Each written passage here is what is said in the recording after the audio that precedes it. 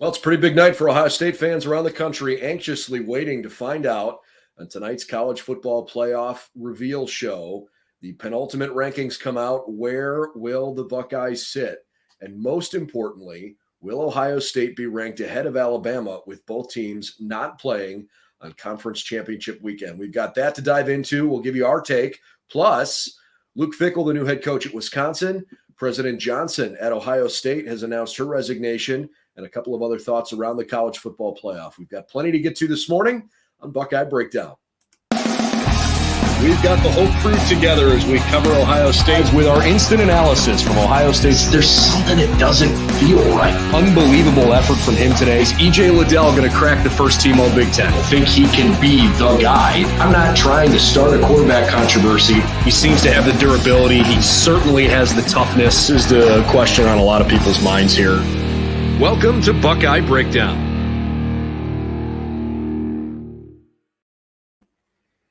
Well, good morning, everybody, and welcome to Buckeye Breakdown on Tuesday morning here in Columbus.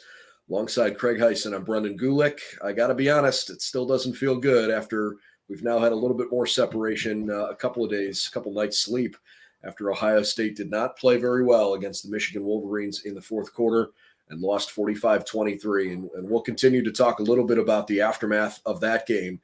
But it is time to start turning our attention to what's coming, because the reality is, Craig, the season's not over. And I don't agree with it, but ESPN put out a playoff prediction metric according to their computer data. They think Ohio State's got an 88% chance to still make the playoff, which means they're certainly banking on either TCU and or USC losing their conference championship games. And so I think the big topic of conversation right now around Buckeye fans is, do the Buckeyes belong in the playoff? And frankly, compared to Alabama coming into tonight's second to last rankings, where will Ohio State fare compared to Bama? And I've heard lots of arguments on both sides. Should the Buckeyes be ranked ahead of Bama or behind them? So let's kind of start our podcast today with that particular conversation. I'll give you my take in a minute, but you go ahead and jump in first. Where do you think Ohio State's going to be ranked tonight, and should they be in front of Alabama? That is the question on everybody's mind. Obviously, if they are behind Alabama tonight, it's over for the playoff. There's no way they can move up. It looks like they're headed back to the Rose Bowl, which, well, maybe not over. I don't want to cut you off, but if TCU and USC both lose, if they both lose, and I was going to get that they could both go in. Right. I was going to get there, and that's going to be part of my thought process on it. To me, if TCU loses and it's close, really good game, I think they still get in. I think the committee does not, just by this year, the way they've gone about it, I don't think they're going to punish TCU for getting to their conference title game and losing a close game. Now, if they get blown out, anything can go, and Buckeyes will probably get in over TCU again. So TCU fans will be very upset with Ohio State for the second time. Tonight, I think Ohio State comes in at 5. There's a small percentage in the back of my head that I think they put them at 4. And if they are, they're really in business, because, hey, it's USC, you got to win to get in kind of thing. And if they don't, the Buckeyes will be at 4. But yeah, I expect them to be at 5 tonight. I see the Alabama argument. I just look at who they've beaten. I mean, I don't know who their best win is. At the time, I guess it was Ole Miss, but then we saw how they finished up at, I think, 8-4. So they had really close games with Texas, beat them by a last-second field goal without Quinn Ewers playing in that game. I think Texas finished up 8-4. Yeah, they played LSU and Tennessee tight and lost at the end, but it's one of those things. It's like, hey, you don't get credit for your close losses, really. So I just don't know what their marquee win is. I don't know. Is it? Yeah, I mean, I look at Alabama, and honestly, I get it. I think Alabama is very talented, but I think they're in an even more frustrating position than Ohio State because of the way things have played out down there this year. I actually don't think this is much of an argument. My personal opinion is that Ohio State, if it came down to you got one spot and the conversation is, should Ohio State get in or should Bama get in? If that's actually the conversation, I really don't think it's going to take that long for the committee to realize that Ohio State gets in front of Alabama.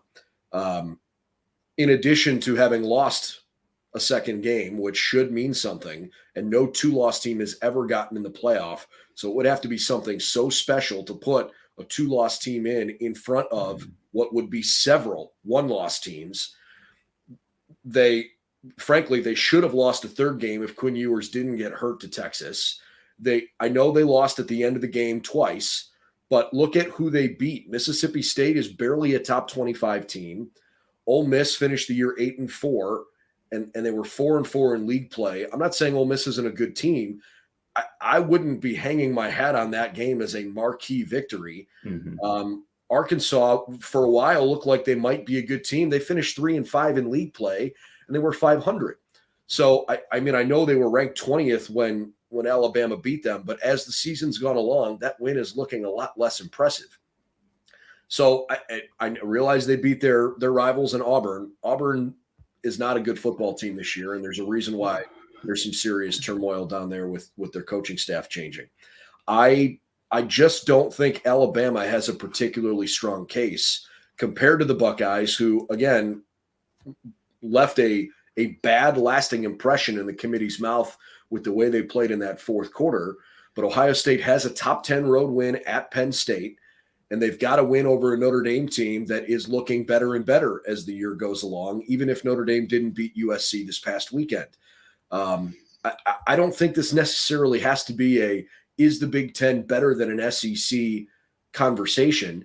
The Buckeyes had double-digit point victories against every single team on their entire schedule, every single team, until the last game of the year. And I know they didn't look good in the second half and certainly in the fourth quarter against Michigan.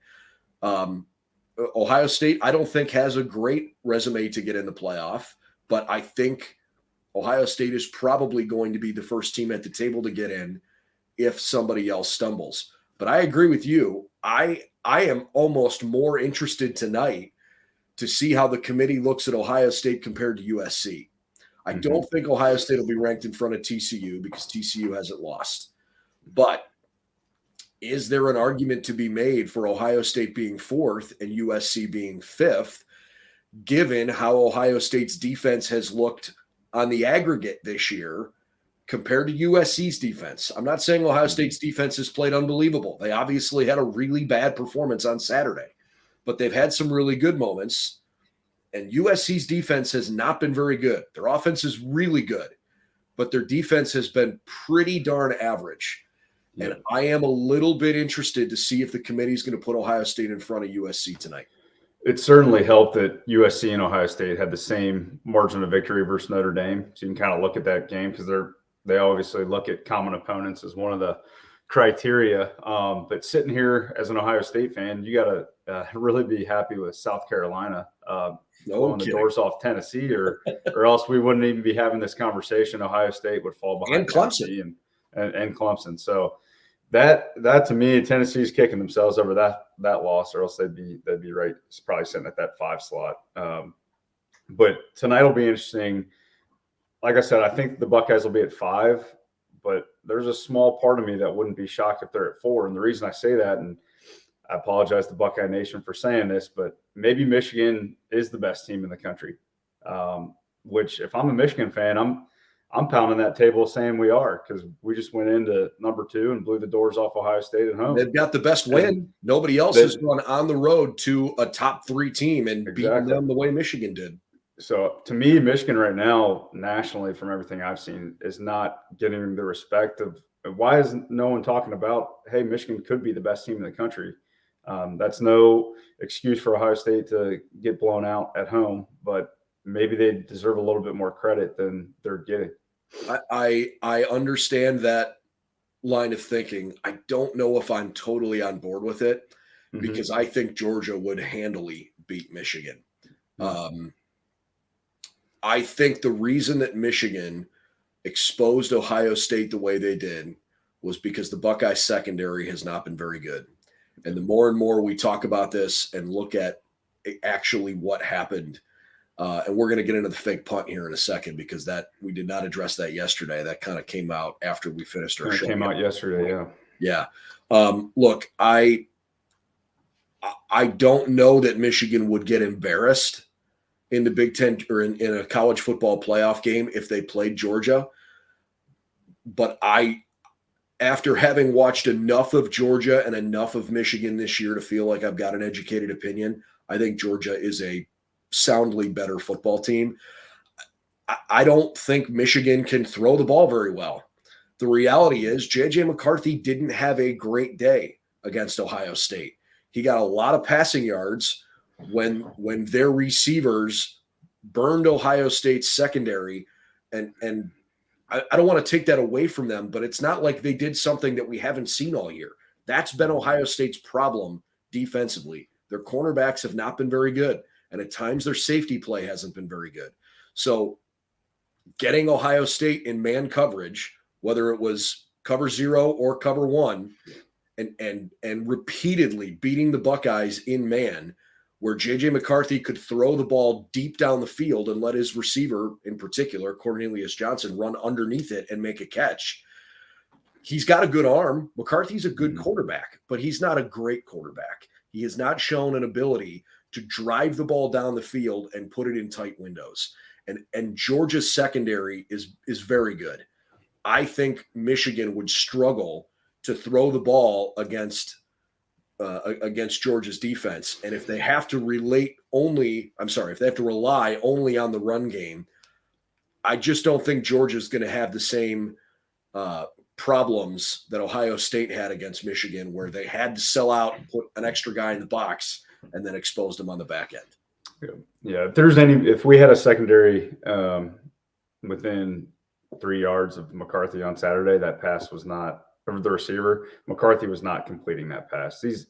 Anybody could have completed these long throws he was making. There was nobody within 10 yards. So I think, and this is a podcast for another day, but I think Ohio State looks to the transfer portal for some secondary help, especially some corners, because that room's pretty thin already. 6 scholarship guys, all were banged up throughout the year. That's somewhere they're going to look to add in the portal, I think. Well, and it should be part of the recruiting pitch to guys like Caleb Downs. It's like, hey, you want to come play next year? Because I think we can find a spot for you on the field, you know? And I kept trying to remind myself as I watched that whole thing unravel that Sonny Styles is younger than young at this level, and that, you know, he wasn't really a part of this game. He didn't get on the field, but everything about Sonny Styles looks really, really good. And another year of development for him. I would think that if he gets on the field next year, maybe it's a different story. I don't know what Jordan Hancock's got to do to get on the field, because I thought he was healthy at this point. Maybe not. Can we go there for a second? Sure. Where was he on Saturday? Have you heard anything of why he? No, I haven't. And for the same reason, man, I'm sitting here trying to figure out where Mike Hall was. He played 13 snaps. Like, he played less than a third of the defensive snaps.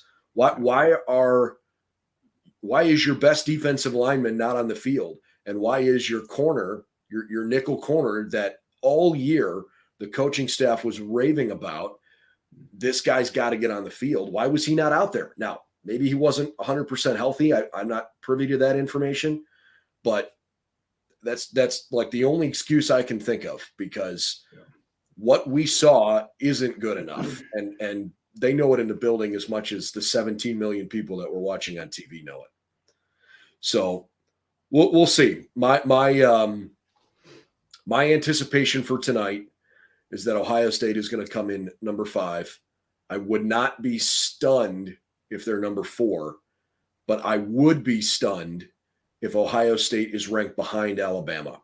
I think it's going to be Georgia, Michigan, TCU, USC, Ohio State, Alabama. That's my guess, but I would not be shocked if the committee put Ohio State 4 and USC 5, albeit USC obviously has a chance to, a chance to play this weekend and avenge an early season loss to Utah.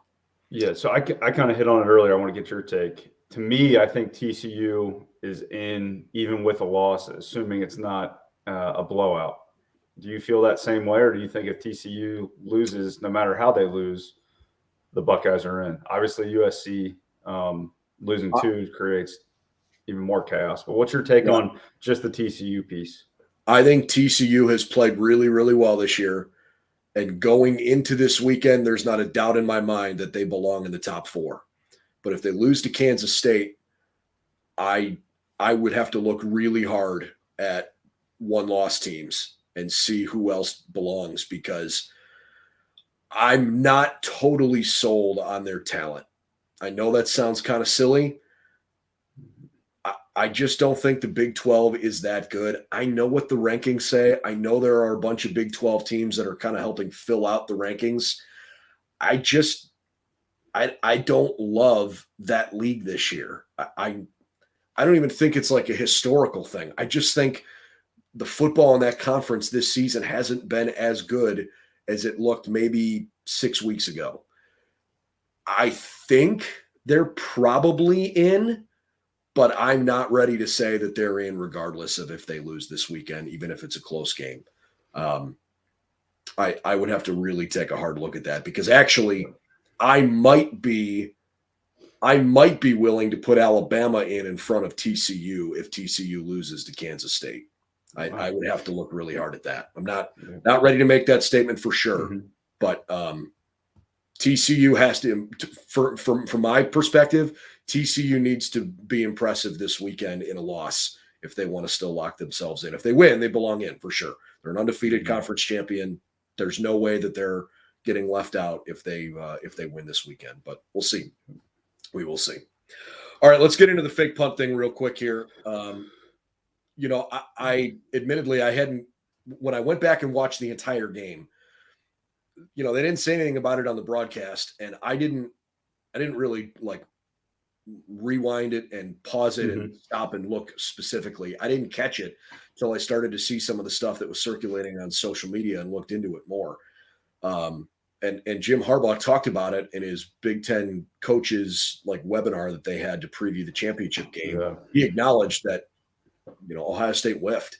And so I go back and look at it. If you're not familiar with it at this point, I'll briefly explain it to you. But the series where Ohio State had 1st and 35, and everybody was irritated that Ryan Day ran the ball on the first play. They threw a couple of passes, got it down onto the Michigan side of the field. It was 4th and short. It was 24-20. And CJ Stroud looks at the sideline, and he's got this exasperated look like, come on, we got to go for this. I want to go for it. And Ryan Day puts the punt team on the field, and it really, really ticked off some fans. Turns out Ryan Day didn't want to punt the football. So I'm not trying to pin blame on one guy, because I'm sure he's having a tough time with it right now. But Mason Arnold is your backup long snapper. And I thought he's done a decent job, filling in for Bradley Robinson. But Arnold made what appeared to be a critical mistake in snapping the ball to the punter, Jesse Mirko, instead of to Mitch Rossi, who was supposed to run a fake to the left. And Ohio State had Michigan absolutely dead to rights. I think at worst, it's a 30-yard gain, and it might have been a touchdown. If you didn't see the play, I remember in real time watching it thinking, oh, that was ugly. Mirko took a step to his right and had to jerk back to the left to catch the ball. And if you watch even closer on the snap, so you've got the center here, Tommy Eichenberg is the first punt protector with Mitch Rossi to his left, or to his right, and the play was designed for them to run left. Eichenberg, as soon as they snap the ball, puts his head down and sprints to the left. He was that close to having the ball snapped and hit him in the helmet. Rossi all of a sudden, is deer in the headlights. I don't know what to do. And there's 3 unblocked Michigan players coming from Jesse Mirko's right-hand side. It's a miracle that Mirko not only caught that ball, but then punted it with no protection and those 3 guys breathing down his neck. Total botched fake punt. And then for Ryan Day to have to stand up there in the post-game press conference and be asked about, hey, why were you so conservative in punting on 4th and very manageable from their side of the field? for him to have to stand up there and protect his guy and say, hey, I just thought it was the right thing to do to punt there. Man, that's a tough bullet to take. Yeah, I was shocked seeing that yesterday at the game Saturday. I just thought it looked funky. Like, hey, that was a weird formation. Did they miss something there? And then obviously it comes out yesterday. I saw it first when Harbaugh actually called it out, saying, hey, we dodged a bullet there. They would have got us on that fake punt. But it kind of led me to the question, like, why fake punt there and not just keep the ball in CJ Stroud's hands and trust him? Why are we going to trust a backup long snapper and a former walk-on fullback to complete a key play in that game and take it out of your Heisman hopeful's hands and that? So what was your take on that? Yeah, I get that. And that is definitely, the hindsight is 2020 component of it because you messed it up. I'm actually okay with the call because I think the element of surprise is really what would have sprung a big play. As a coaching staff, all you can do is call the play and trust that your guys are going to go execute what you've called, because that has to be something that they've rehearsed. They didn't put that on film all year. So it's not like Michigan could have known that exact thing was coming, or at least it would have been really difficult for them to somehow figure out something was coming that Ohio State hasn't shown the whole season. I don't know where the miscommunication breakdown was. Maybe you put that on coaching, that there was miscommunication, but I tend to agree with Day on the element of surprise in that situation may have worked out better. It didn't, and that sucks. But I don't hate the idea of trying to call a play like that, because I think it really, look, it had, Michigan was dead. They were done. They had no chance to stop that play, but the Buckeyes didn't execute it. No. And while we're on the topic of play calling, a thought that I had just coming from Saturday, thinking about everything that happened and more so a grand scheme plan and I may be wrong on this, but the college football playoff era, I don't think there has been a head coach that has called plays on offense. Do you think Coach Day needs to focus more on the totality of the team, especially in today's climate where, hey, the transfer portal is opening up next Monday? You got to manage that. You're recruiting the kids that you already recruited to stay on your team.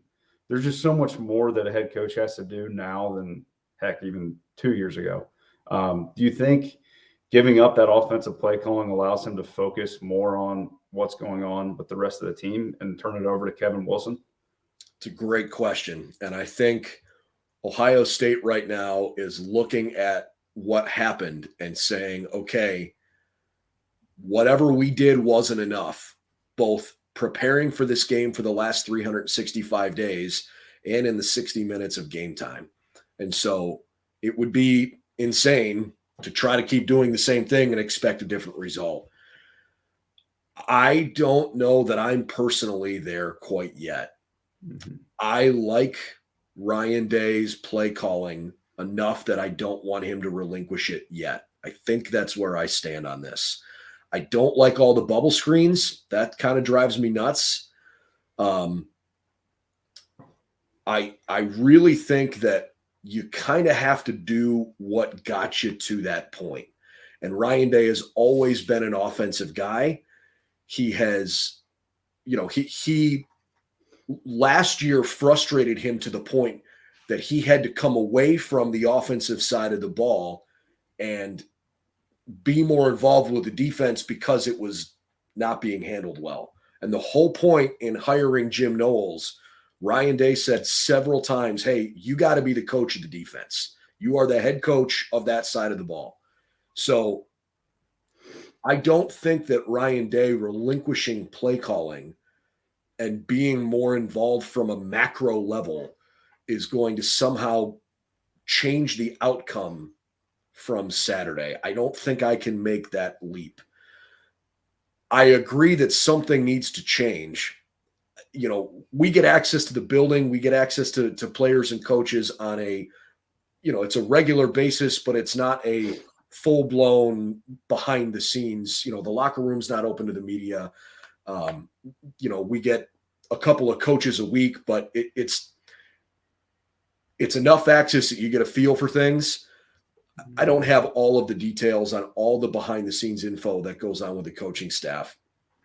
I don't know which coaches get along or which ones are okay working together. I don't know where there could be some butting heads a little bit versus, some total compatibility. And I don't want to create drama out of nowhere. That's not fair.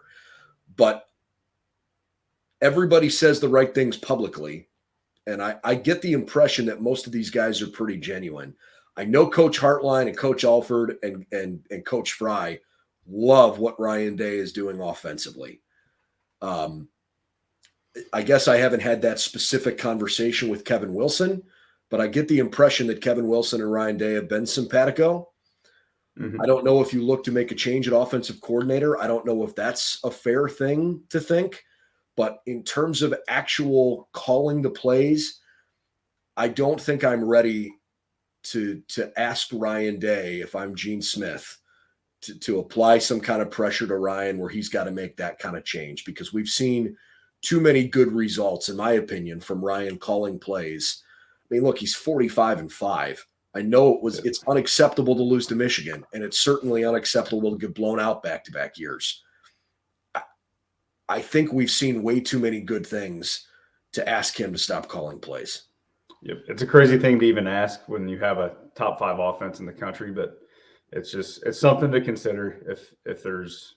It is. And I understand the reaction to, like, hey, this was terrible. It was a bad game. You lost by 22 at home to your rival when you were favored by 9 and they didn't have their best player on the field. Something's got to change. So you immediately start trying to, figure out, okay, well, what can we change? I said it yesterday on social media, and there's some interesting comments disagreeing with me. I am not in the crowd of fire Ryan Day. I think that's stupid. I really, really don't think that's the best course of action for Ohio State football. And it kind of blows me away how many people are on social media saying, nope, the best course of action is to fire this guy because you can't lose 2 years in a row to your rival. I'm like, guys, pump the brakes. Come on. We can have that conversation down the line. My thought with the offensive play calling, and I don't think I'm there yet either, with making a wholesale change there. The only thing I thought about was last year. It's a little bit different than what happened last year. The defense all last year, you could see holes in it. The Tulsa game, plenty of examples. They couldn't really stop anybody last year. So that was kind of a consistent problem, whereas this is really just kind of the Michigan game. You don't want to go make a wholesale change off this one game. If it continues to be a problem throughout next season, then you definitely have to look at it. And that's why we're not to the point where we need to make all these offensive changes yet, like we had to do with the defense last year, because that was a problem all year long and just really came to a head against Michigan. So we're not quite there, in my opinion, yet to relating that to last year and the defense changes that were made. Yep. Okay, I want to wrap up with 2 quick things that we teased off the top. We'll start with Luke Fickell to Wisconsin. I got to be honest, I was a little surprised that the move happened, but it feels like a hell of a fit for Luke. I really thought Luke Fickell was not going to leave Cincinnati unless it was for one of 2 jobs, and one of them got filled by Marcus Freeman last year, and the other one is the job in Columbus that he had for one season under tough circumstances. I really thought he was going to stay at UC.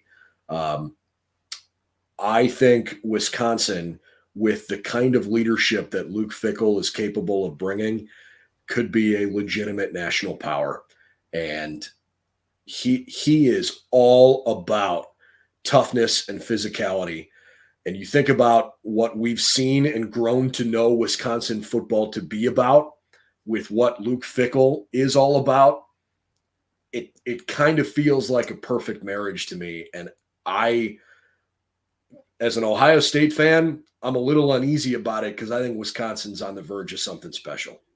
Those guys up there that they have on their team, those are Luke Fickell type of guys.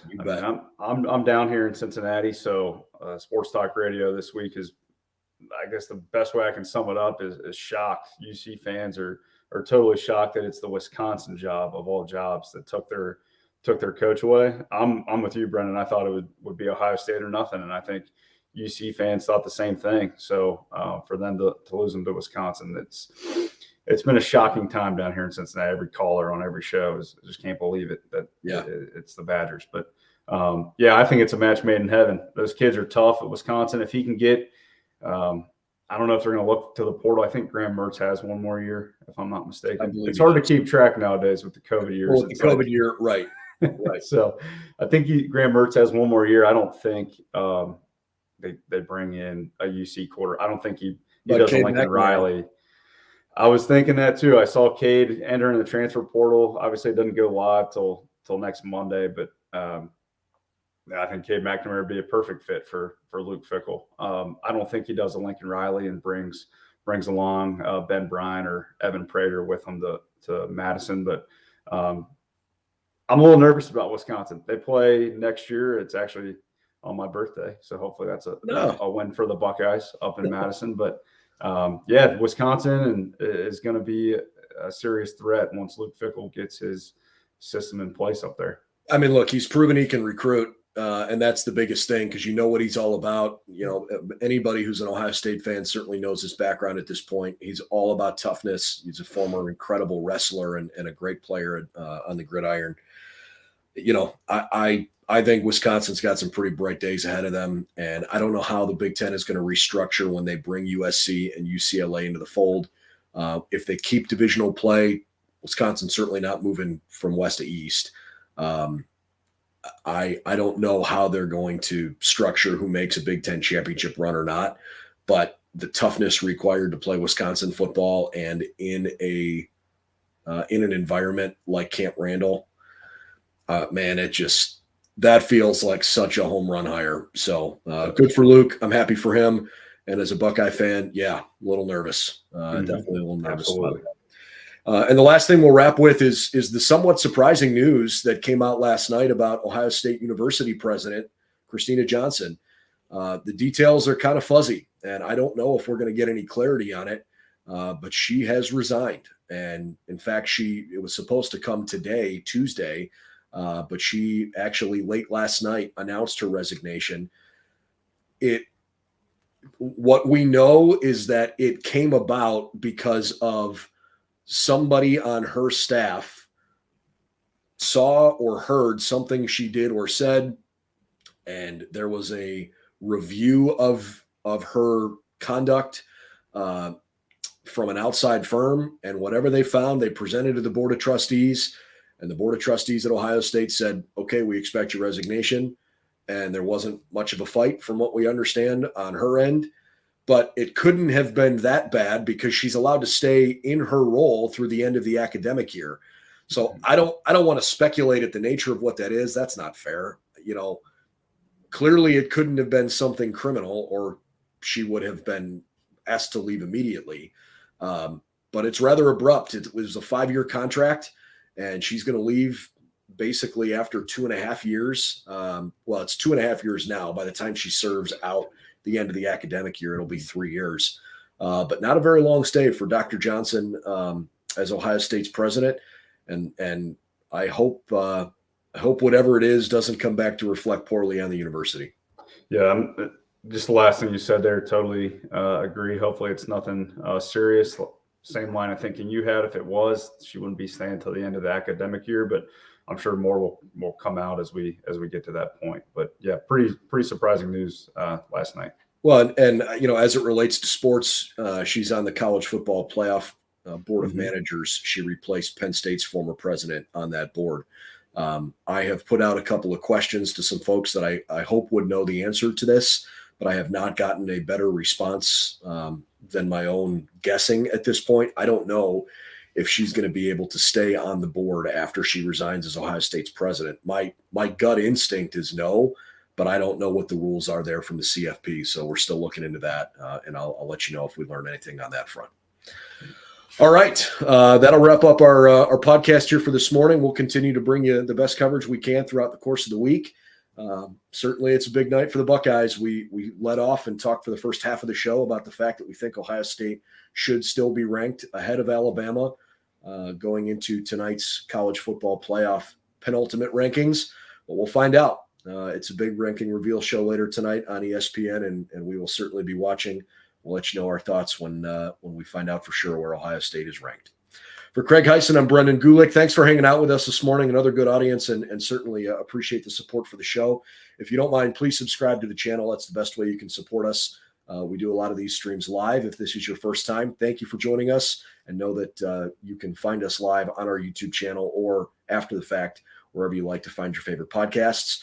For all the latest news and info on Ohio State football, head over to BuckeyesNow.com. And we will have some news later today on the all-conference selections on the defensive side. The offensive selections are coming out tomorrow, but this afternoon we'll find out which Ohio State players are recognized by the league, coaches and media, for their defensive performances for the year. We'll see you a little bit later on, and fingers crossed the Buckeyes are ranked in front of Alabama tonight.